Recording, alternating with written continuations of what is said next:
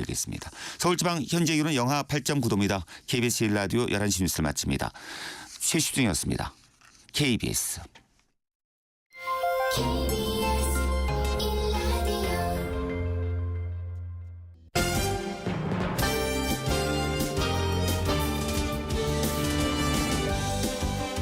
KBS 1라디오 신사원의 오늘 세계는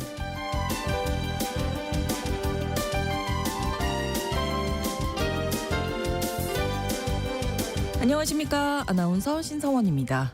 트럼프 대통령 취임 이후 저렴하고 풍부하고 안정적인 에너지를 공급하기 위해서 속전속결로 이루어지고 있는 미국의 변화, 유럽도 움직이게 만들었습니다. 유럽연합은 그동안 재생에너지로의 전환을 목표로 화석에너지 퇴출을 위해서 매진했었는데요. 이런 과정에서 유럽이 미국과 중국에 뒤처지고 경쟁력이 약해졌다는 점을 인식하고 방향 전환을 모색하기 시작했습니다. 화석에너지로 귀환하는 세계의 움직임 속에 각국은 어떤 길을 택할 것인지 트럼프가 바꿔놓은 에너지 질서에 대해서 잠시 후 글로벌 이슈에서 살펴보겠습니다.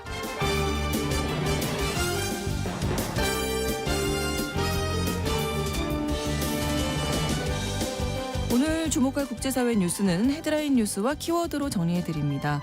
통신원 취재 수첩 인도네시아 소식 준비하고 있는데요. 취임 100일을 넘긴 프라보워 수비안토 정부의 국정 지지도는 무려 80%가 넘는다고 하네요. 그 비결이 무엇인지 통신원 연결해서 알아봅니다. 2월 5일 수요일 KBS 1라디오 신성원의 오늘 세계는 시작합니다.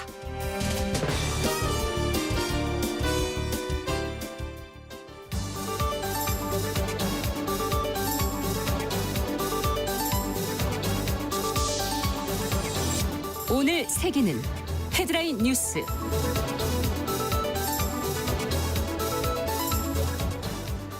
미국이 중국산 수입품에 10% 추가 관세를 부과하자 중국도 맞불 관세를 매기며 반격에 나섰습니다. 중국은 오는 10일부터 미국산 일부 수입품에 추가 관세를 부과한다고 발표했는데요. 미국산 석탄과 액화 천연가스 LNG엔 15%, 원유, 농기계, 대형 자동차 등엔 10% 관세를 부과한다고 덧붙였습니다. 중국이 이와 함께 구글의 반독점법 위반 혐의에 대해서 조사를 시작했는데요. 트럼프 대통령의 관세 폭탄에 따른 보복성 대응으로 보입니다.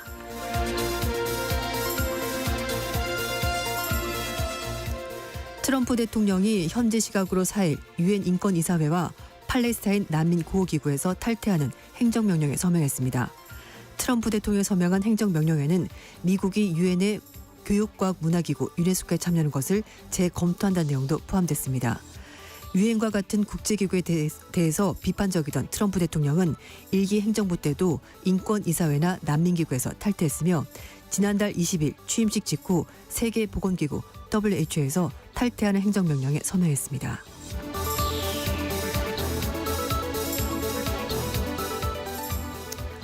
젤렌스키 우크라이나 대통령이 푸틴 러시아 대통령과 직접 대화할 수 있는 가능성을 시사했습니다.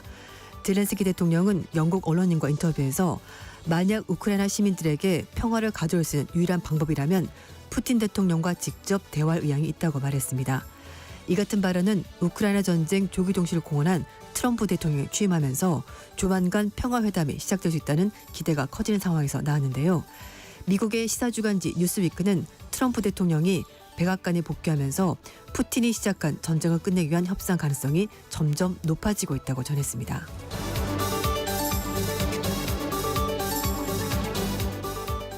덴마크령 그린란드가 다음 달 11일 총선을 실시합니다. 무테 에게데 총리는 의회 개편을 위해 당초 예정된 총선 실시 기한을 4월보다 앞당겨서 실시하자고 제안했으며 의회도 만장일치로 3월 총선에 합의했습니다. 에게데 총리는 현재 내부 분열할 때가 아니라며 나라를 위해 협력하고 단결할 때라며 그린란드 주민들에게 여러분을 위해 다시 일하고 싶다며 지지를 호소했습니다. 이번 총선은 트럼프 대통령이 안보상 우려를 이유로 그린란드 편입 의사를 밝힌 가운데 실시되는 것이어서 결과가 주목됩니다.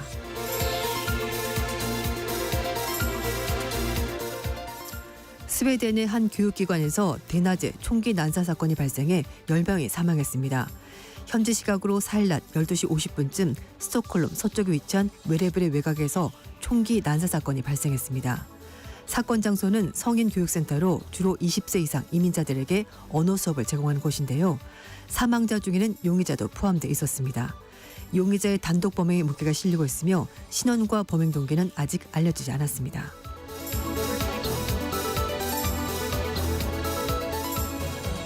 오늘의 헤드라인 뉴스 외신캐스터 조윤주 씨가 전해주셨습니다. 이번에는 키워드로 정리한 국제사회 뉴스를 함께 살펴보겠습니다. 첫 번째 키워드는 드디어 시작된 삿바싸움. 네, 네. 그렇습니다.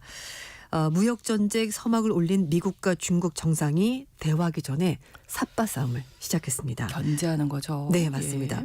트럼프 대통령이 현지 시각 1일 날 멕시코와 캐나다에서 25% 관세를 그리고 중국에 대해서는 10% 관세를 부과한다는 행정명령을 서명했습니다만 막판 협상을 통해서 행정명령 시행 직전에 멕시코, 캐나다 두 나라에 대해서는 한 달간 유예 기간을 줬습니다. 네. 그리고 나서 트럼프 대통령이 시 주석과 24시간 안에 통화하겠다고 제가 어제 말씀을 드렸는데요. 하지만 정상 간의 통화가 성사되지 않았습니다. 트럼프 대통령은 그러고 나서 시 주석과 통화에 대해서 적절한 시기에 할 것이고 서두르지 않겠다라면서 여유를 보였습니다. 네. 두 정상 간의 통화가 미뤄진 이유는 알려지지 않았습니다만 그러나 이번 통화가 앞으로 트럼프 정부 4년 동안 미국과 중국 관계에 초석이 될 수 있는 만큼 양측 모두 치밀하게 계산한 것으로 보입니다. 트럼프 대통령은 대선 기간 동안 예고했었던 60% 관세보다는 훨씬 더 완화된 10% 추가 관세를 얘기를 하고 있긴 합니다만 어쨌든 압박과 협상 두 개 다 쓸 것으로 보이는데요. 트럼프 대통령의 전방위적인 관세가 미국 경제에도 물론 나쁜 영향을 미치겠습니다만 중국 경제 상황도 그렇게 좋지 않기 때문에 네. 두 정상이 어떤 식으로 협상에 나설지는 아직 불투명한 상황입니다. 네. 일단 헤드라인 뉴스에서도 전해주셨지만 중국은 미국에 대해서 보복 관세로 대응을 했습니다. 네, 그렇습니다. 일단 미국 쪽에서 중국에게 이제 추가적으로 10% 관세를 부과하겠다라고 이제 밝혔고 네. 그러자 중국도 즉각적으로 보복 조치에 나섰습니다. 일단 석탄, 석유 등 일부 미국산 수입품에 대해서 10에서 15% 관세를 부과하고요. 텅스텐 같은 특수 금속에 대해서는 좀 더 높은 관세를 부과하기로 했습니다. 네. 뭐 자동차 이런 거에 대해서 10% 관세를 부과한다고 하는데요. 여기에다가 중국은 반독점법 위반 혐의로 구글에 대해서 조사를 시작했다고 밝혔습니다. 중국 언론들은 중국의 국가시장감독관리총을 인용해서 구글에 대해서 법에 따라서 입건 조사가 진행됐다라고 전했는데요. 미국이 중국산 상품에 대해서 10% 추가 관세를 부과하자 보복 조치로 취한 것으로 보입니다. 상무부는 아울러서 타미 힐피거, 캘빈 클라인 같은 유명 브랜드를 두고 있는 패션 기업인 PVH 그룹과 생명공학 업체인 일루미나 등 미국의 두 개 기업에 대해서 신뢰할 수 없는 기업이라면서 이 명단에 포함을 시켰습니다. 네. 상무부는 이와 함께 미국의 10% 대중 추가 관세 조치를 WTO에 제소했다고 밝혔습니다. 네. 중국, 미국 이 양국 간의 삿바싸움이다 이렇게 표현을 해주셨고요. 맞습니다. 두 번째 키워드 처음이 어렵지 두 번째는 쉽다? 네. 어떤 얘기인가요? 보통 정권이 바뀌면 정책이 달라지니까 일관성이 그렇죠. 없다 뭐 이런 얘기 많이 하는데요. 근데 미국은 정권이 바뀔 때마다 네. 국제기구에 가입했다가 탈퇴했다. 이걸 반복하면서 국제사회 입장에서는 도대체 미국을 어떤 식으로 봐야 될까 이 역할이 뭘까 좀 의문이 들 수밖에 없는데요. 네. 트럼프 대통령이 1기 행정부에서 2기 정부에서도 유네스코 탈퇴를 준비하고 있습니다. 트럼프 1기 행정부 때 유네스코를 탈퇴했다가 조 바이든 정부, 그러니까 민주당 정부 때 다시 복귀한 바 있는데 이번에 또다시 탈퇴하는 나가겠다라는 거죠. 예. 겁니다. 트럼프 대통령이 백악관 집무실에서 유엔 인권이사회에서 탈퇴하고 또 유엔 그리고 유엔 팔레스타인 난민구호기구의 자금을 지원을 중단하면서 유네스코 참여하는 것도 재검토하는 내용의 행정명령에 서명했습니다. 미국 정부의 이런 태도는 미국의 국제사회 개입을 최소화하겠다는 트럼프 대통령의 고립주의 성향이 그대로 드러난 것이고 네. 미국 우선주의를 이렇게 대내적으로 다시 한 번 더 그렇죠. 밝힌 것으로 보입니다. 뭐 사실 솔직히 말씀을 드리면 뭐 돈을 투입해서 수익이 꼭 나는 것이 아니면 굳이 미국은 하지 않겠다. 돈을 대지 않겠다. 예. 개입하지도 않겠다. 뭐 이런 그렇죠. 입장인 건데요. 트럼프 대통령 1기 재임 기간인 2017년에 유네스코가 동맹국인 이스라엘에 부정적으로 편향됐다. 이제 얘기를 하면서 이스라엘과 동반 탈퇴한 일도 있었고요. 네. 이후에 중국이 유네스코 내에서 지분을 넓혀가면서 세계 문화유산 정책 결정 과정에서 영향을 넓힌다는 우려가 나왔었고요. 그러자 조 바이든 행정부 때 다시 미국이 유네스코에 재가입하게 된 겁니다. 하지만 백악관에 복귀한 트럼프 대통령은 이걸 다시 검토하라면서 사실상 탈퇴를 시사했습니다. 근데 미국이 예전에도 이런 식으로 국제기구에 가입 탈퇴 반복한 적이 있었다면서요. 맞습니다. 1984년에 레이건 정부 때도 유네스코 관리 부실, 부패 이런 것들 주장하면서 당시 소련이 유네스코에 너무 기여하면서 소련의 이익만 대변한다면서 유네스코 탈퇴한 적이 있었고요. 네. 그러다가 2003년에 조지 W 부시 행정부 때 다시 복귀를 한 적이 있었습니다. 한편 트럼프 대통령이 네타냐후 이스라엘 총리와 회담을 앞두고 그 팔레스타인 난민 기구에 대해서 자금 지원 중단을 명령했는데요. 네. 이 조직은 1949년 1차 중동전쟁 이후에 설립이 됐고 가자지구, 서한지구, 요르단, 시리아, 레바논 일대에서 팔레스타인인들에게 인도적인 지원을 제공하는 단체로 구성이 된 겁니다. 네. 2022년 기준으로 미국과 독일, 유럽연합이 최대 공여국이고요. 가자지구로 인도적 지원을 전달하는데 굉장히 중요한 역할을 했었던 국제기구입니다. 네. 트럼프 대통령은 백악관에서 네타냐후 총리 회담을 진행하고 공동 기자회견, 공식 만찬도 진행한다고 하는데요. 확실하게 이스라엘 편을 들어주겠다 이걸 보여주는 것으로 보입니다. 그렇습니다. 다음 키워드 미국판 르완다 이송법.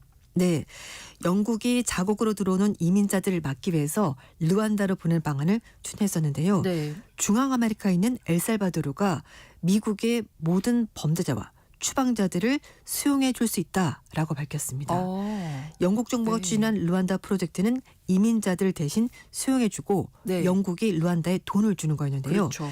미국도 엘살바도르에게 대가를 지불할 것으로 보입니다. 마르코 루비오 미 국무장관이 기자들과 만나서 미국에 대한 아주 비범한 우정을 보여준 행위로 엘살바도르가 전 세계적으로 유례없는 이민 협정에 동의했다라고 밝혔는데요. 일단 처음 얘기한 것은 엘살바도르 이민자들이 미국으로 건너가서 뭔가 네. 잘못 저질러서 그런 사람들은 데려오겠다라고 했고요. 그 다음으로 국적에 상관없이 범죄자들은 엘살바도르가 감옥에 가둬주겠다, 수용을 해주겠다 이렇게 얘기를 한 겁니다. 루비오 장관은 백악관의 이민 정책을 추진해서 중남미 국가를 지금 순방하고 있는 상황인데요. 그렇죠. 네. 이런 가운데 부켈레 엘살바도르 대통령과 만남이 이뤄졌습니다. 합의 내용도 이제 발표가 됐는데요. 엘살바도르가 미국에서 불법적으로 입국한 자국민 송환 계획을 수락할 것이고 말씀드린 것처럼 국적에 상관없이 법을 어긴 사람들도 수용하겠다라고 밝혔습니다. 루비오 장관은 미국 내 불법 체류 중에서 범죄자의 경우 국적과 관계없이 추방을 하게 될 것이고 국제 범죄 조직원들도 수용해 준다고 말했다 이렇게 전했습니다. 부켈레 정부는 2022년에 강력한 비상사태 조치를 도입했는데요. 네. 경찰이 깽단 용의자들을 영장 없이 체포할 수가 있고요. 현재까지 이런 사람들이 8만 명 이상 수감이 돼 있는데 사진 보신 분들도 계실 거예요. 엘살바도르 교도소 굉장히 열악한 상황이고 인권 침해가 벌어지고 있다고 여러 가지 지적이 있었는데요. 국제 엠네스티 포함해서 인권단체에 따르면 지금 구금된 8만 명 중에서 상당수가 무관 사례까지 포함돼 있다 이렇게 얘기를 하고 있습니다. 그렇군요. 부켈레 대통령도 인터넷 통해서 오직 유죄 판결을 받은 범죄자만 수용하겠다라고 입장을 밝혔고요. 네. 이를 위해서 이 감옥에 수용을 하게 될 것이고 그 대가로 우리는 비용을 받겠다라고 밝혔는데 이 사실 이 감옥의 최대 수용 인원이 4만 명인 것으로 알려졌으니까 지금 그보다 훨씬 더 많은 사람들이 그렇군요. 수용이 돼 있습니다. 네, 근데 더 받을 수 네. 있다라고 얘기를 돈을 준다면. 한 거네요. 음. 네. 다음 키워드 국제 협력을 위한 반전 조치. 네. 태국 정부가 온라인 사기 범죄 조직을 단속하기 위해서 네. 미얀마 국경 지역의 전기 공급을 중단할 수 있다고 경고했습니다. 태국 부총리가 미얀마 мя워디 등을 겨냥해서 우선 경고 의미로 전력 공급을 50% 줄일 것이고 네. 불법 행위가 계속 진행된다면 전력 공급을 완전히 차단하겠다라고 경고했습니다. 특히 이 지역은 태국 북부에 있는 딱주와 인접한 지역인데요. 온라인 사기 같은 불법 활동의 중심지로 잘 알려진 곳입니다. 네. 최근에 왜 중국 영화배우 왕싱이 납치됐다가 풀려난 적이 있었잖아요. 네. 왕싱이 드라마 촬영 위해서 태국에 갔다가 태국 딱 주에 있는 메소 지역에서 갑자기 연락이 끊겼는데 네. 알고 봤더니 이렇게 온라인 범죄 조직에 납치가 됐다가 풀려난 상황이 있었습니다. 그렇군요. 외국인들로 이렇게 납치가 되는 건데요. 네. 유엔에 따르면 수십만 명이 범죄 조직에 인신매매가 돼서 태국과 미얀마 국경지역 포함해서 동남아시아 지역에 있는 불법 온라인 사업장에서 강제로 일하도록 그렇게 불법적으로 이렇게 감금이 된 상황이라고 합니다. 온라인 범죄니까 이제 전기 그쵸. 공급을 중단하면 불가능한 맞아요. 시제니까 음. 일단 1차적으로 50% 전력 공급 줄이고 이제 더 계속된다면 완전 차단하겠다 네. 이런 얘기네요. 또 어쨌든 워낙 조직이 많다 보니까 이걸 다 일수하는 거는 쉽지가 않을 것 같습니다. 그렇습니다. 네. 다음 키워드 햄버거 가장 비싼 나라는 네. 어딘가요? 보통 이제 빅맥 지수 많이 네, 들어보셨죠? 이제 빅맥 가격이 세계 각국마다 다르지만 제품은 똑같으니까 이걸 가지고 어떤 나라가 물가가 더 비싼지 그렇죠. 좀 싼지 이걸 알아보는 건데요. 영국의 경제주간지 이코노미스트가 6개월마다 발표하는 빅맥 지수가 있습니다. 네. 아르헨티나가 스위스에 이어서 세계 두 번째로 물가가 비싼 지역으로 이제 조사가 됐는데요. 네. 빅맥 지수는 말씀인 것처럼 전 세계 이 맥도날드 매장에서 팔리는 빅맥 햄버거 가격을 각국의 공식 달러 환율로 환산해서 미국 빅맥 가격 기준에서 얼마나 비싼지 얼마나 싼지 이렇게 비교를 해보는 건데요. 네. 지난달 이코노미스트가 공개한 빅맥 지수를 보면 아르헨티나의 빅맥 가격이 현지화로 7,300페소 네. 이제 달러로 다시 환산하게 되면은 6.95달러 우리돈으로 11,300원. 비싸긴 하네요. 그렇죠. 네. 비싸죠. 햄버거 빅맥이. 하나에 네. 10,000원이 넘어가니까. 그리고 스위스가 7.2프랑으로 이제 2위를 기록했는데요. 네. 미국의 빅맥 가격이 5.79달러 우리돈으로 8,400원 기준이거든요. 이것도 사실 싸지 않죠. 예. 싸지 않죠. 그래서 근데 스위스 빅맥은 가격이 33%나 비싸서 스위스 프랑은 달러 대비 38% 절상의 평가 절상이 돼 있고 네. 아르헨티나는 페소가 20.1% 평가 절상이 된 겁니다. 네, 네. 물론 단순 가격만 보더라도 아르헨티나가 비싼데 아르헨티나가 지금 사실 물가가 높습니다. 그러니까 돈 가치가 없는 거죠. 네, 그렇게 네, 따지자면은 훨씬 더 비싼 비싸다라고 거죠. 볼 수가 있는 겁니다. 네. 이 높은 아르헨티나 페소 가치 때문에 타결받는 분야가 바로 관광 분야인데요. 작년 12월 달에 한 달간 아르헨티나 국민들의 해외여행은 76.4% 증가했는데 해외 관광객 유입은 25.7%나 하락했습니다. 뭐 아르헨티나를 비롯한 남미 지역 다들 좀 지금 물가는 오르고 맞아요. 예, 살기가 너무 어려운 그런 상황이죠. 그쵸. 소득은 별로 없고. 그래서 오늘 뭔가 사는 게 가장 싸다. 이런 말이 나올 정도로 물가가 굉장히 그렇군요. 높죠. 네, 네. 맞습니다. 자, 빅맥 지수 알아봤고요. 네. 다음 키워드 트로피 사냥을 이탈리아에서 네, 예. 트로피 사냥 들어보셨죠? 트로피 사냥. 네. 예.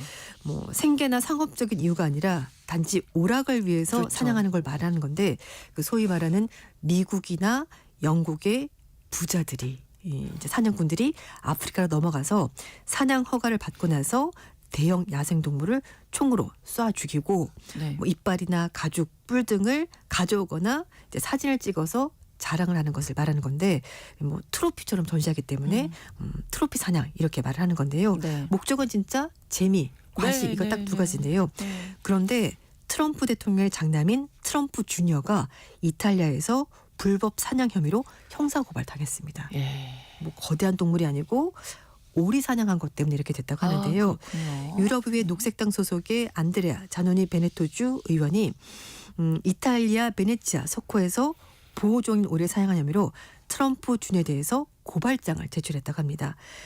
베네치아 근교에 있는 캄파냐 루피아 지역에서 사냥하는 모습이 영상으로 찍혔고 이게 네. 미국의 사냥 전문 웹사이트에 공개가 되면서 알려지게 된 건데요. 영상 속에서 트럼프 주니어가 자신이 갓 잡은 오리를 설명하면서 네. 이건 황오리라고 하는 건데 이 지역에서 좀 드문 오리다 이렇게 직접 설명을 했습니다. 오리에 대해서 잘 알고 있네요. 네, 그렇습니다. 네. 그런데 이 드문 황오리가 유럽연합 조류보호법과 이탈리아 야생동물 보호법에 따라서 보호종으로 지정된 오리였던 겁니다. 그러니까 자노니 주연 얘기는 트럼프 주니어가 보호종 오리를 사냥했고 이건 형사처벌 대상이다라고 얘기를 하고 있습니다. 네. 특히 이 지역은 유럽연합이 생물 다양성 보존을 목적으로 만든 나투라 2000의 보호구역으로 지정된 특별 보존 지역이고 여기서 보호종을 사냥하는 것은 법적으로 엄격하게 금지가 되어 있다고 합니다. 이 의원 말에 따르면 단순히 보호종을 사냥한 것도 물론 문제가 되긴 하지만 네. 트럼프 주니어가 이탈리아 내에서 사냥 면허 없이 불법적으로 사냥했다는 것도 문제다. 이렇게 얘기를 하고 있습니다. 원래 이 지역에 살고 있는 거주자만 사냥할 수 있는 건데 미국인인 트럼프 주니어 와서 네. 허가도 없이 사냥해서 문제가 되고 있다고 하는데요. 허가증을 따로 받아야 되는 건가 네, 봐요. 맞습니다. 사냥하기 사냥 위해서는 면허와 외국인이. 경찰청에서 발급하는 허가증이 필수인데 이걸 네. 발급받지 않고 사냥했고요. 그래서 이 주 의원이 베네토와 이탈리아는 미국의 사유지가 아니다 이렇게 강하게 비판했습니다. 사실 그렇군요. 요즘 트럼프 대통령이 뭐 그린란드도 사고 싶다, 파나마 운하도 가져가고 싶다, 약간 이렇게 외국 나라에 대해서 뭔가 좀 선을 넘는 발언했기 때문에 아마 이 주지사도 주의원도 그런 부분을 생각해서 여기는 이탈리아 땅이야라고 확실하게 말한 것 같습니다. 그렇습니다. 네. 오늘의 헤드라인 뉴스와 키워드 외신캐스터 조윤주 씨와 함께했습니다. 고맙습니다. 네, 감사합니다. KBS 1라디오 신성원의 오늘 세계는 1부 마무리하고요. 11시 30분부터 일부 지역에서는 해당 지역 방송 보내드리겠습니다. 휴 그랜트와 할리 베넷이 함께 부른 Way Back Into Love 이 노래 전해드리겠습니다.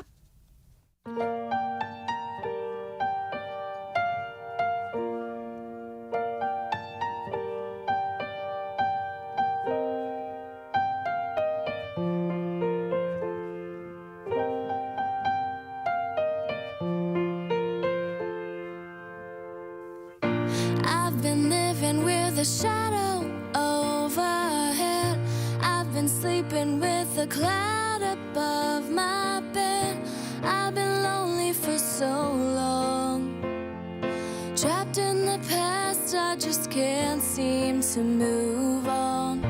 I've been hiding all my hopes and dreams away, just in case I ever need 'em again someday. I've been setting aside time to clear a little space in the corners of my mind. All I wanna do is find a way back into love. I can't make it through without a way back into love. Oh.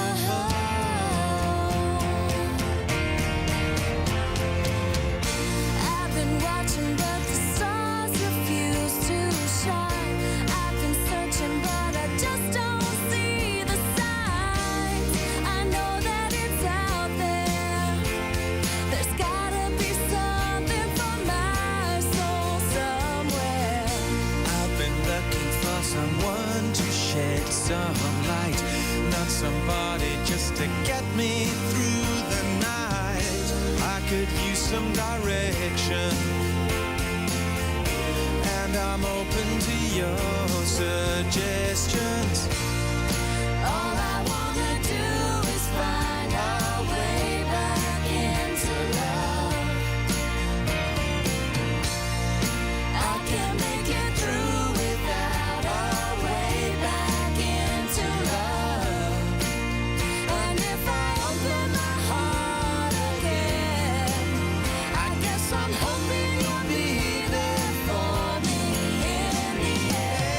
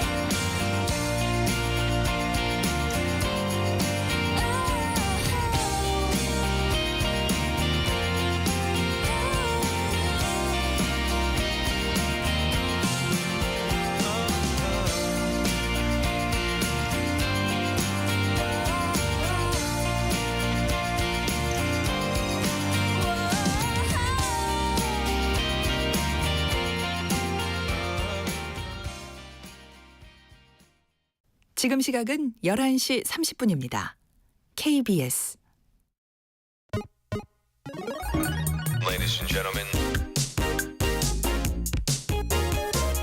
국제사회의 다양한 뉴스를 한눈에 KBS 1라디오 신성원의 오늘 세계는 세계를 바로 보는 최소한의 투자입니다.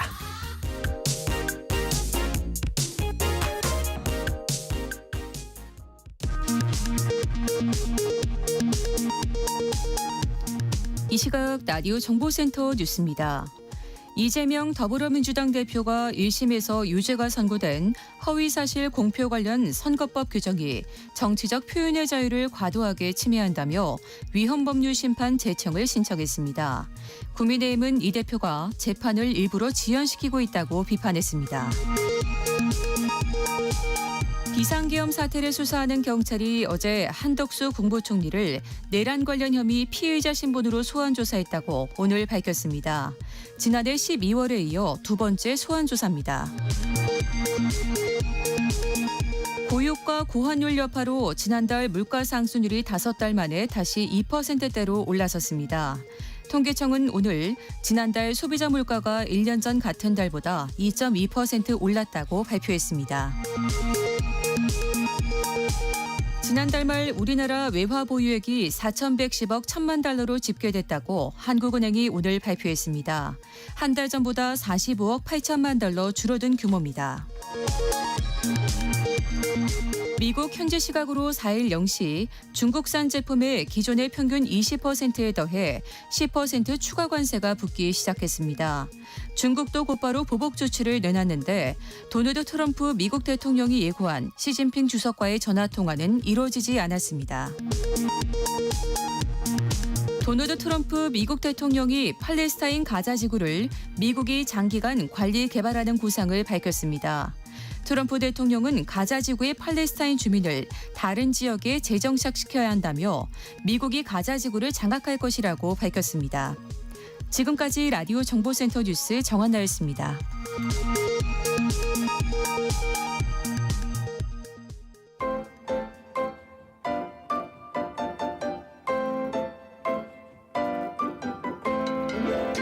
통신원 취재 수첩.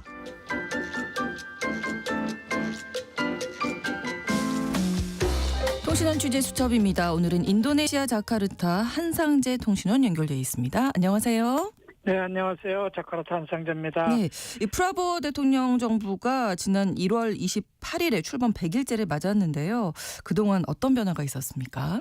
네, 프라보 대통령은 군인 출신인데요. 30년간 장기 집권한 수하르토 전 대통령의 사위지만 지금은 이혼해서 싱글 대통령입니다.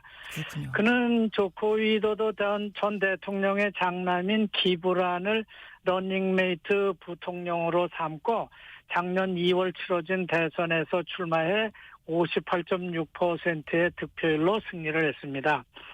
프라보 대통령은 전임 조코위 대통령과 달리 강력한 어조로 연설을 하는 것이 특징이고요. 네. 군 출신답게 군부에 대한 특별한 애정을 나타내면서 차별화를 시도하고 있습니다. 또한 전임 대통령처럼 국내 정치에는 집중을 하지 않고 있고요. 당선자 시절부터 해외 순방 외교에 열중하는 모습을 보이고 있습니다. 네. 중국과 일본, 말레이시아, 미국, 브라질, 러시아, 프랑스, 튀르키예, 인도 등을 방문하면서 아주 공격적인 외교를 펼치고 있습니다. 그 결과 인도네시아는 브릭스 회원국이 됐습니다. 네네. 이는 전임 조코위 대통령이 외교적으로 계속해서 밀어오던 외교 정책이었는데 국내적으로 반대하는 목소리가 많이 있지만은 네. 그는 지체 없이 물어붙여서 말레이시아나 태국 같은 다른 아세안 회원국들보다 먼저 브릭스에 가입했습니다. 네. 여론조사를 보니까 프라보 대통령에 대한 국정 지지도가 높게 나왔더라고요.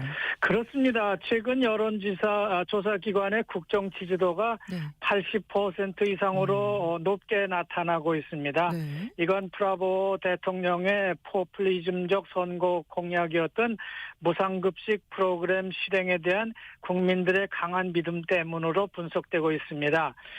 아직 전국적으로 다 시행되고 있지는 않지만은 곧 시행하겠다고 하는 브라보 대통령의 강한 연설에 힘입어서 네. 그의 국정 지지도는 전 정권보다 더 높게 나오고 있는 겁니다. 또 국회 원내 정당 중에서요, 거의 모든 정당들을 브라보 정부의 정책에 협조하도록 대연정으로 묶어서 합류시켰기 때문에 인도네시아 정치권은 별다른 반대의 목소리를 내지 않고 있습니다. 원내 최다 의석수를 가진 투쟁민주당까지도 브라보 정부에 협력할 것이라고 하는 그런 메시지를 내놓고 있는 상황이기 때문에 사실상 인도네시아는 지금 야당이 하나도 없는 것과 같다고 할 수 있겠습니다. 모두 여당이 됐기 때문이죠. 네. 국회의석의 거의 전부를 차지한 브라보 정부는 헌법재판소와 대법원 판사 그리고 선관위 위원들 심지어 공수처 검사들까지 국회의 적부심 심사 평가를 통해서 대통령이 최종 결정을 할 수 있도록 국회 절차법을 개정해서 논란이 되고 있습니다. 네. 이것 또한 전 정부와 크게 달라진 모습이 되겠습니다. 네, 취임 100일을 맞은 프라보 대통령 지지율이 높게 나타나고 있다. 소식 전해주셨고 다른 소식이 한 가지 더 준비되어 있는데 자카르타 공무원의 결혼 및 이혼 절차를 규정하는 주지사 행정명령 때문에 논란이 뜨겁다고요? 이게 어떤 내용인가요? 네, 그렇습니다. 지난 1월 초 자카르타 주정부가 1983년에 제정한 공무원의 결혼 및 이혼 절차에 관한 지방정부 규칙을 2025년 들어서 개정판으로 발표하면서 논란의 중심에 서게 된 것입니다. 네. 그것은 한 명 이상의 처를 두고자 하는 이슬람 공무원들은 그 상급자의 승인을 받으라고 하는 규정이 포함된 2025년 주지사령 2호를 지난 1월 6일 서명해서 발효시켰기 때문입니다. 네. 여기서 한 명 이상의 아내를 둘 수 있다고 하는 조건을 상세히 설명하고 있는데요. 마치 이거는 일부 다처제를 공무원들에게 허가하는 듯한 내용으로 읽히고 있어서 그렇죠. 논란이 커지고 있는 겁니다. 이것을 두고 주정부가 일부 다처제를 장려하는 것 아니냐는 그런 지적이 나오고 있는데요. 네. 주지사 권한대행은 즉각 이를 부인하고 나왔습니다. 오히려 공무원들의 결혼과 이혼을 사전에 상급자에게 보고하도록 하고 심사까지 받도록 강화함으로써 혼인의 엄중함을 깨닫게 하고 경각심을 갖게 하기 위한 그런 조치라고 설명을 하고 있는 겁니다. 네. 그러니까 이슬람 공무원들에게 그 일부 다처제는 금지 사항이었던 거죠? 예, 그렇습니다. 인도네시아 혼인 규정에 따르면은 원칙적으로 한 명의 남성에게 한 명의 아내만 허락되게 되어 있는데요. 네네. 당사자 간에 합의가 있으면은 현실적으로 여러 명의 아내를 둘 수 있다고도 되어 있습니다. 여러 명이라고 하지만은 경전에 따르면 3명까지만 허락되고 있죠.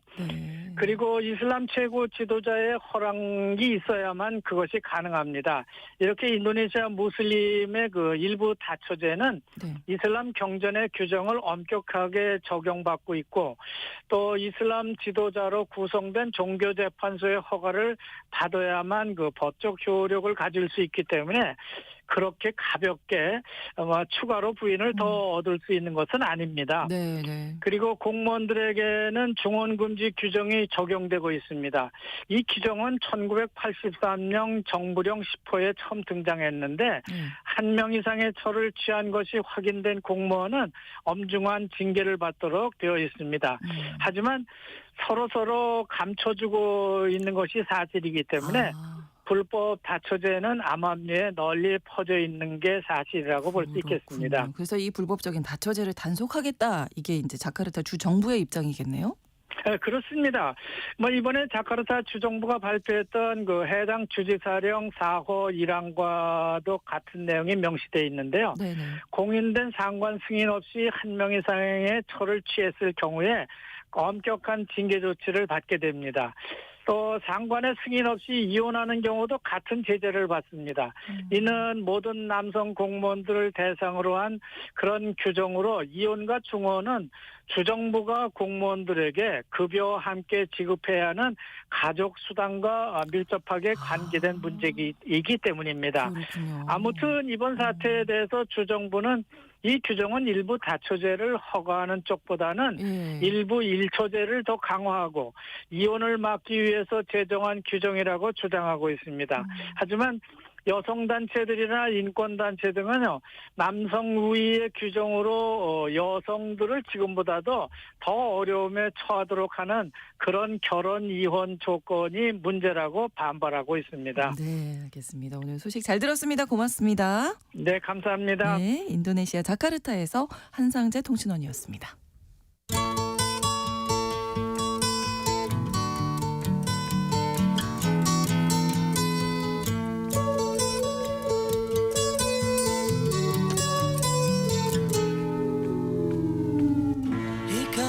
수요일 글로벌 이슈는 에너지에 관한 최근 내용 가운데 우리가 주목할 점들 짚어보는 시간입니다. 오늘도 법무법인 율촌 수석 전문위원이신 최준영 박사님 모셨습니다. 어서 오십시오. 네, 안녕하세요. 날이 이렇게 추우면요. 네. 에너지가 더 많이 필요하잖아요. 그렇죠. 그래서 전기도 예전에는 여름에 제일 많이 썼는데 네. 지금은 겨울이 제일 많이 피크죠. 네, 다음 주 중반까지는 아마 에너지가 많이 필요하지 않을까. 한파가 점점 길어지는 것 같아요. 처음에는 주말 되면 좀 풀린다 그러더니 이제는 뭐 다음 주 월요일, 화요일 뭐 이렇게 나오니까요. 그렇습니다. 건강 관리 잘 하셔야 되겠고요. 오늘은 어떤 에너지 이야기 준비하셨을지 요즘 궁금합니다. 최대 이슈 메이커는 당연히 이분이시죠. 트럼프 대통령. 예, 취임한 지 벌써 한 몇 달 된 것 같은데 그렇습니다. 아직 한 달이 안 되셨죠. 보면은 예. 어질어질한데 네. 에너지와 관련해서도 많은 변화를 이제 시도하고 있고 또 여기에 발맞춰서 우리에게 익숙했던 많은 것들이 변화할 것 같습니다. 네, 트럼프 대통령이 바꿔놓고 있는 에너지 세계 오늘 주제가 될 텐데 네. 어떤 이야기부터 시작해 볼까요? 일단 뭐 미국 대통령이시니까 미국 이야기부터 해보죠. 네. 잘 아시는 것처럼 트럼프 대통령은 이제 취임하자마자 뭐 50개가 넘는 행정명령 지금도 계속 서명하고 계시죠. 예, 강력하게 자신의 정책을 밀어붙이고 있습니다. 네. 에너지 분야에서도 눈에 띄는 것이 몇 개 있어서 오늘 한번 소개를 좀 해보려고 합니다. 네, 어떤 내용인가요? 일단은 트럼프 대통령은 행정명령을 통해서 국가 에너지 비상사태를 선언했습니다. 네네. 네. 예, 이게 이제 미국이 처해 있는 에너지 상황이 심상치 않다라고 일단 선언을 한 거예요. 네. 그래서 일단 이렇게 선언을 해야 그 다음에 네. 여러 가지 조치를 취할 수 있거든요. 그렇죠. 그러다 보니까 트럼프는 이제 행정명령을 통해서 네. 이 저렴하고 안정적인 미국 내부에서의 에너지 공급 역량이 미국의 경제 안보를 지키는 기본 요소다라고 이렇게 강조를 하고 있습니다. 그러니까 이게 뭐가 에너지가 부족한가 뭐 이렇게 생각할 수도 있는데 그 얘기가 아니라 네, 에너지는 안보다. 경제 안보의 핵심이다. 아, 이렇게 예. 선언을 한 거네요. 그렇죠. 그래서 지금 비상사태이기 때문에 여러 가지 조치를 취해야 된다라고 하는데 장관 앞서 말씀드린 것처럼 일단 이렇게 선언을 해야 예. 대통령 권한으로 여러 가지 일들을 이제 할 수가 있습니다. 그렇죠. 그렇다고 이제 이게 무조건 선언하고 끝나는 거냐? 그렇지는 않습니다. 이 국가 에너지 비상사태 선언이라는 행정명령을 잘 읽어보면 네. 트럼프 대통령이 상당히 전체적인 상황을 잘 보고 있구나라는 느낌이 좀 들어요. 그러니까 어떤 점을 강조했냐면 네. 기술 혁신에 미국이 계속 최전선, 제일 앞선에 있기 위해서는 안정적인 에너지 공급과 국가 전력망의 무결성, 그러니까 결점이 없는, 결함이 없는 국가 전력망에 달려 있다라고 네. 규정을 했어요. 네, 네. 잘 아시는 것처럼 최근에 이제 미국과 중국은 모든 분야에서 경쟁을 하고 있고 특히 인공지능에서 이제 경쟁이 치열한데 트럼프 대통령이 보기에는 이러한 최근의 기술 혁신을 둘러싼 경쟁은 결국 안정적인 에너지 공급이 핵심이다라고 네. 이제 선언을 한 거죠. 그러니까 트럼프 대통령이 에너지에 상당히 진심이다라는 것을 보여준 것이 이번 행정명령이다라고 보시면 되겠습니다. 그리고 좀 잘 파악을 하고 있다 이렇게 보시는 거죠. 네, 일단 문제점이나 키 핵심 포인트는 잘 네. 보고 있는 것 같아요. 네, 그러니까 특히 국가 전력망의 무결성이라고 했으니까 예. 뭐 흠이 없어야 된다는 그렇죠. 거죠. 그러니까 전력망이. 전력망이 송전망이 제대로 작동을 해야 되는데 네. 우리가 생각하는 것처럼 당연히 문제 일으키지 않고 정전 없이 제대로 잘 그렇죠. 공급해 줘야 되는데 반대로 생각해 보면 트럼프 대통령이 굳이 이런 이야기를 했다는 것 자체가 문제가 좀 있다. 예, 미국 전력망이 지금 여러 가지 문제점을 많이 안고 있다라는 네. 이제 반증인 거죠. 그렇죠. 사실 뭐 대부분의 국가는 이제 한두 개의 공기업 또는 국가가 직접 운영하는 데 비해서 미국 전력망은 이제 민간 주도로 지금 운영이 되고 있는데 네. 이게 오래전부터 한 100년 전부터 만들어진 시스템이 조금씩 고쳐가면서 쓰다 보니까 예. 지금 이제 새로운 전력 수요에 제대로 대응을 하지 못해서 여러 가지로 걱정이 지금 많이 되고 있습니다. 네, 에너지 공급과 전력망을 챙기겠다 이런 의지를 밝혔고 또 다른 얘기는 어떤 게 있었어요? 다른 행정명령도 하나 서명을 했는데요. 네. 이 번역이 좀 애매한데 네. 약간 뭐 미국 에너지 해방? 에너지 해방? 네. 이라고 이제 번역을 해야 될 만한 이제 행정명령도 있습니다. 그러니까 이제 미국 그 안에 보면 에너지 자원이 되게 많이 있는데 네. 이것을 탐사하고 개발하는데 많은 조치들이 지금 걸려 있어서 제대로 못 하고 있다. 그러니까 어떤 조항들이 어떤 부처의 어떤 조항들이 이러한 에너지 자원 개발에 부담을 주는지를 다 검토해서 가지고 와라. 라고 이야기를 하는 거죠. 약간 규제를 해제하는 그렇죠. 측면. 해제를 하기 위해서 도대체 뭐가 규제인지 뭐가 문제인지를 알아야 되니까 파악을 해보자. 예, 일단은 90일 줄 테니까 나한테 갖고 와라 라고 이야기하는 거죠. 그러니까 그 검토 결과를 보고 이제 에너지 자원 개발을 어렵게 하는 규정들을 폐지하거나 뭐 아니면 완화하거나 이렇게 하겠다라는 이야기인 거죠. 그리고 이제 이런 규정 이외에도 구체적으로 정부가 보유한 미국 정부는 어마어마한 땅을 많이 보유를 하고 있죠. 그러니까 미국 정부가 보유하고 있는 토지 그리고 바다 이런 쪽에서 에너지 탐사와 생산을 확대하도록 하는 규정도 담겨져 있고요. 우리한테 좀 중요한 점은 뭐냐? 이 그동안에 이제 휘발유 자동차에 대해서는 여러 가지 페널티들이 좀 있었죠. 그렇죠. 예, 이거 다 없앴고 행정명령으로. 그다음에 이제 뭐 미국 연방 정부라든지 곳곳에서 이제 전기 자동차를 이제 의무적으로 구입해라라는 이제 이런 조항도 있었는데 이것도 다 없앴습니다. 그러니까 우리 입장에서는 사실 미국 내 전기차에 조금 최근 몇 년 동안에는 집중했었는데 이렇게 되면 조금 우리로서는 어려움이 생기지 않을까. 맞습니다. 그러니까 지난 바이든 행정부 시절에 우리는 이제 여러 가지 이제 많은 투자를 이제 해왔는데 이게 좀 앞으로 어떻게 될 것인지 좀 지켜봐야 될 것 같고요. 그 다음에 이제 재밌는 점은 이제 우리가 전기차 이야기를 할 때 이제 배터리 이야기하고 배터리 이야기하면 당연히 뭐 히토류 뭐 이런 이야기도 같이 많이 했었죠. 그렇습니다. 그런데 이 히토류 이야기도 이 행정명령에 담겨 있어요. 그러니까 트럼프 대통령은 히토류 같은 이제 이런 핵심 광물 자원 생산 가공에 있어서 미국이 국제적인 경쟁력 그리고 세계적인 지위를 갖추도록 이제 또 행정명령에서 또 이야기를 했어요. 그러니까 지금은 뭐 히토류 그러면 중국 다들 이렇게 생각을 하시는데 1990년대 초반까지만 해도 미국이 세계 뭐 거의 1, 2위의 세계적인 히토류 공급 국가였는데 이것을 30년 동안 지금 이제 잊어버린 거죠. 그래서 이거를 다시 찾겠다라는 것이 또 트럼프 대통령의 생각입니다. 그리고 앞으로 기술 발전에 히토류가 중요하니까 그렇습니다. 괜찮을 텐데 이제 수입 국가로 바뀌었잖아요. 그렇죠. 중국에 밀려서. 예. 그러니까 이제 중국과의 원가 경쟁에서 이제 밀렸다라고 이제 그게 핵심이고요. 사실 이 미국이 이 히토류에 대해서 그동안 손을 놓고 있었던 것은 많은 히토류가 이제 채굴을 하거나 특히 정련 과정에서 이 방사선 물질이라든지 여러 가지 오염 물질들이 대단히 많이 나옵니다. 그렇군요. 그러니까 미국 입장에서 봤을 때는 환경적 비용을 고려해 보면 그냥 중국에서 사오는 게 싸다라고 이제 판단을 한 거죠. 그런데 이제 과연 2025년 이제부터 미국이 다시 그런 여러 가지 비용을 무릅쓰고 과거의 지위를 되찾을 수 있을지는 좀 지켜봐야 될 것 같습니다. 전체적인 맥락이 어쨌든 트럼프 대통령 취임 이후에 화석 에너지 생산에 조금 박차를 가하고 있다 이런 생각이 드는데 미국의 움직임과 관련해서 이제 다른 국가들 어떻게 대응하고 있는지. 트럼프 대통령이 취임해서 이제 화석 연료, 화석 에너지에 드라이브를 걸다 보니까 유럽도 이것을 기회 삼아서 조금씩 변하고 있는 것 같다라는 인상을 좀 받고 있어요. 그동안에 뭐 잘 아시는 것처럼 유럽 연합, 뭐 EU 같은 경우는 재생에너지를 중심으로 한 에너지 전환 여기에 진심이다라고 알려져 있고요. 당연히 화석 에너지라고는 점점 거리를 두려고 했는데 최근 들어서는 이런 기존 흐름에는 좀 여러 가지 변화가 나타나고 있어서 좀 말씀을 드려야 될 것 같습니다. 구체적으로 어떤 변화들이 있을까요? 일단 지금 우크라이나 전쟁 이후에 러시아산 천연가스 파이프라인으로 공급되는 러시아산 천연가스는 거의 지금 EU로 들어오고 있지 않거든요. 그런데 이것을 다시 수입을 하는 방안이 논의되기 시작을 했어요. 그러니까 갑자기 이런 이야기가 왜 나오느냐 찾아보니까 일단 우크라이나 전쟁을 끝내는 게 중요하다. 근데 끝내려면 러시아가 일단 협상장에 나와야 되는데 러시아가 지금 협상장에 안 나오고 있어요. 자기한테 유리하다고 생각하니까.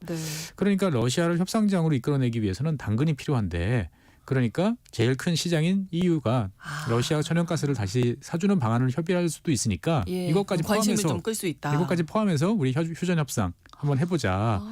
라고 하는 게 어떠냐라는 이야기인 거죠. 들어보면 그럴싸한데 실제로 이런 이야기가 나오는 속내는 이제 러시아산 천연가스 공급이 중단되면서 경쟁력을 상실하고 있는 이제 유럽의 중화공업의 경쟁력을 좀 되찾아야겠다. 라는 생각이 이제 물 위로 이제 올라오는 거죠. 그러니까 유럽은 사실 탈탄소에 정말 진심이었거든요. 그렇죠. 바꾸겠다는 거네요. 그러니까 사실 EU 입장이 지금 좀 혼란스러워요. 그러니까 3월까지 올해 3월이죠. 올해 3월까지 발표할 계획 중에 하나가 2027년 이제 앞으로 2년 남았죠. 이제 2년 반 정도 남은 건데 2027년까지 모든 러시아산 화석 연료로부터 이제 단절하겠다라는 네. 계획을 발표할 계획이 있어요. 3월에요. 예. 그런데 막상 이제 이거를 계획을 하려고 세우다 보니까 보니까. 야, 이게 돈이 한두 푼 들어가는 것도 아니고 그렇죠. 이게 현실적으로 불가능한 거 아니야? 라는 생각을 이제 하게 된 것 같습니다. 그러니까 어쨌든 이 러시아산 천연가스를 도입하는 방안이 다시 이제 논의된다라고 이야기가 나오니까 네. 친러시아 성향이 강하던 헝가리는 당연히 환영이라는 예. 입장을 표시하고요. 독일도 적극적으로 검토해봐야 된다라는 이야기를 지금 이제 비공개적으로 하고 있습니다. 사실은 독일이 정말 최근에 네. 상황이 뭐 각 분야에서 안 좋거든요. 그렇죠. 좋을 수가 없죠. 그러니까 네. 뭐 가스 요금이 몇 배씩 당연히 전력 요금도 네. 뛰었으니까 이 그렇죠. 경쟁력이 어려운 거죠. EU 전체적으로 봐도 현재 미국 천연가스 요금에 비해서 한 3-4배 비싸요. 그러니까 이 문제를 해결하지 않으면 독일의 뭐 여러 가지 산업이 발전하기는. 제조업이 발전하기 쉽지 네. 않다라는 게 독일 산업계 입장입니다. 예.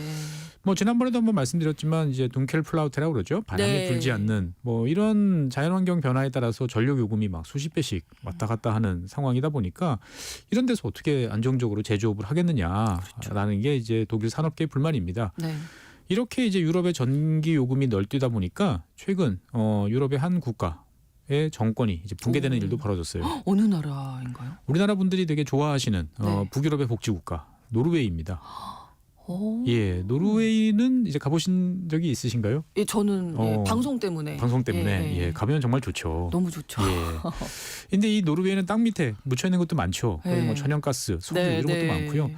그 수력을 이용한 전력도 매우 풍부합니다. 그러다 보니까 노르웨이는 모든 물가가 다 비싼데 네. 유일하게 좀 싼 게 전기입니다. 전력이요. 예, 전기인데 최근에 독일의 전력 수요가 급증하다 보니까 네. 이 반대로 이 노르웨이 전력 요금이 급등을 했어요. 왜 그런 거죠? 그러니까 이 현재 노르웨이 그리고 네. 덴마크 그리고 이제 독일을 연결하는 국제 송전망이 있는데 네. 이 독일에서 갑자기 전력 수요가 그 둥켈플라우테 때문에 등했어요. 전기가 생산이 안 됐어요. 네, 네. 그러니까 사람들이 전기가 필요해요. 그렇죠. 그러니까 유럽 전체에서 가격 불문하고 다 전기를 끌어오겠다라고 부르는 뭐 얼마를 부르던 우리가 다 사겠다라고 이야기를 하다 보니까 네. 특히 노르웨이 남부 쪽에 네. 전력 요금이 한 20배 가까이 일주일 사이에 뛰는 일이 벌어졌어요. 그랬군요. 예.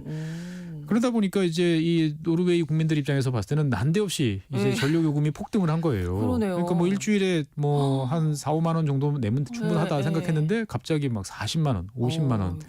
이런 식으로 뛰니까 그나마 개인 가정들은 정부에서 여러 가지 보조를 좀 해주니까 문제가 없는데 네. 이제 개인 사업자들 뭐 빵집이라든지 카페 그렇죠. 하시는 이런 분들 같은 경우 뭐 제조업 하시는 분들은 더더욱이나 그렇고 그러다 보니까 이게 이제 문제가 크게 된 거죠. 네.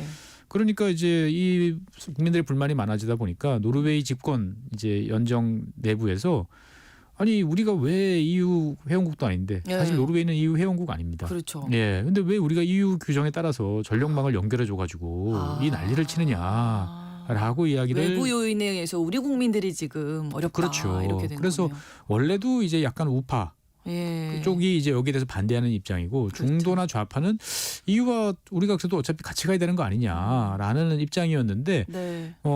최근에 이제 이런 문제가 생기면서 이제 우파 쪽 그리고 중도파도 이제 여기에 대해서 이제 다시 생각해 봐야 돼라고 네. 이야기를 하면서 이제 연정에서 탈퇴를 해버리니까 이제 연립정부가 붕괴를 한 거죠. 정도의 문제가 생겼던 거군요. 그러니까 돈이 정부를 붕괴시킨 거죠. 그렇습니다. 이 에너지 문제가 우리가 정말 잘 들어야 되는 게 네. 정치적인 문제하고도 관련이 깊거든요. 그렇습니다. 네. 그래서 최근에 EU에서는 이제 이러한 뭐 탈탄소 전략을 좀 근본적으로 전환해야 되는 거 아니냐라는 보고서도 사실 나와서 지금 관심을 좀 끌고 있어요. 네. 그러니까 EU 경쟁력 나침반이라는 보고서인데 네.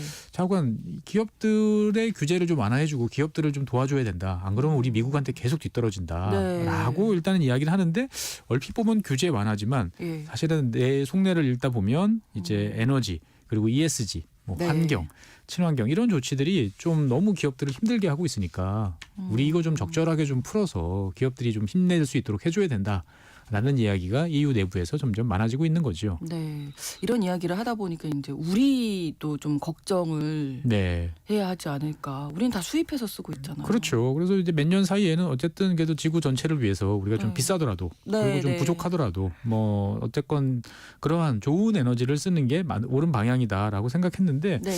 현실은 점점 다른 방향으로 지금 가고 있는 거 그러니까요. 아닌가라는 생각이 드는 거죠. 그러니까 지난 20년 동안 우리는 전 세계가 이 방향으로 가고 있으니까 우리도 여기 맞춰서 힘을 합쳐서 같이 가야 돼라고 했는데 그 방향으로 가던 덩치 큰 친구들이 막 자꾸 뿔뿔이 다른 길로 예, 이제 가고 태도를 있다 바꾸고 보니까 있어요. 예. 야, 우리가 계속 이 길을 가는 게 맞나? 우리가 한번 심각하게 이제 고민을 해볼 필요가 있는 시점이 다가오는 것이 아닌가라는 생각이 들고요. 네. 자, 어떻든 간에 빨리 이제 여기에 대해서 그렇죠. 결정을 좀 했으면 좋겠습니다. 네, 빨리 결정하고 우리 선택이 정말 중요한 시점이다. 네.